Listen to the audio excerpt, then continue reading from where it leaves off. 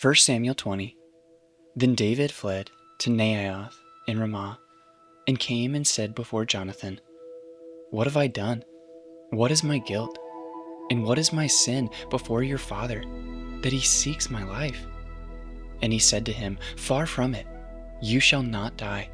Behold, my father does nothing, either great or small, without disclosing it to me. And why should my father hide this from me? It is not so." But David vowed again, saying, "Your father knows well that I have found favor in your eyes." And he thinks, "Do not let Jonathan know this, lest he be grieved. But truly, as the Lord lives, and as your soul lives, there is but a step between me and death." And Jonathan said to David, "Whatever you say, I will do for you." David said to Jonathan, "Behold, tomorrow is a new moon, and I should not fail to sit at table with the king. But let me go, that I may hide myself in the field till the third day at evening. If your father misses me at all, then say, 'David earnestly asked leave of me to run to Bethlehem his city, for there is a yearly sacrifice there for all the clan.' If he says, 'Good,' it will be well with your servant. But if he is angry, then know that harm is determined by him. Therefore deal kindly with your servant, for you have brought your servant into a covenant of the Lord with you. But if there is guilt in me, kill me yourself, for why should you bring me to your father?" And Jonathan said, "Far be it from you. If I knew that it was determined by my father that harm should come to you, would I not tell you?" Then David said to Jonathan, "Who will tell me if your father answers you roughly?" And Jonathan said to David, "Come, let us go out into the field." So they both went out into the field. And Jonathan said to David, "The Lord, the God of Israel, be witness. When I have sounded out my father, about this time tomorrow or the third day, behold, if he is well disposed toward David, shall I not then send and disclose it to you? But should it please my father to do you harm, the Lord do so to Jonathan and more also, if I do not disclose it to you and send you away, that you may go in safety. May the Lord be with you as he has been with my father. If I am still alive, show me the steadfast love of the Lord, that I may not die. And do not cut off your steadfast love from my house forever, when the Lord cuts off every one of the enemies of David from the face of the earth." And Jonathan made a covenant with the house of David, saying, "May the Lord take vengeance on David's enemies." And Jonathan made David swear again by his love for him, for he loved him as he loved his own soul. Then Jonathan said to him, "Tomorrow is the new moon, and you will be missed, because your seat will be empty.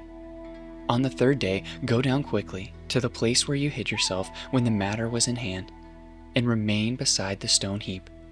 And I will shoot 3 arrows to the side of it, as though I shot at a mark.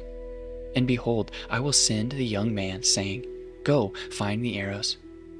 If I say to the young man, 'Look, the arrows are on this side of you, take them,' then you are to come, for, as the Lord lives, it is safe for you, and there is no danger.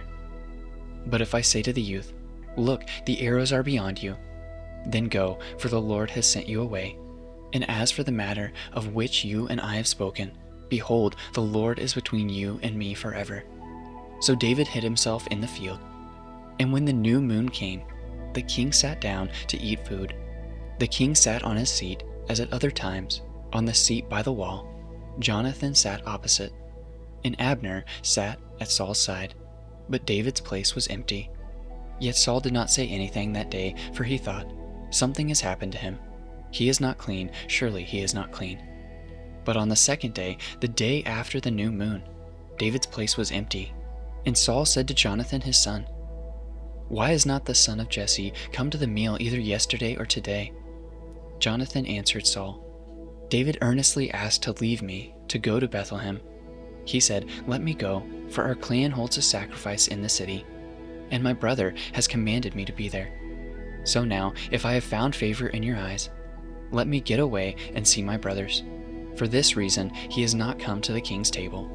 Then Saul's anger was kindled against Jonathan, and he said to him, 'You son of a perverse, rebellious woman, Do I not know that you have chosen the son of Jesse to your own shame, and to the shame of your mother's nakedness?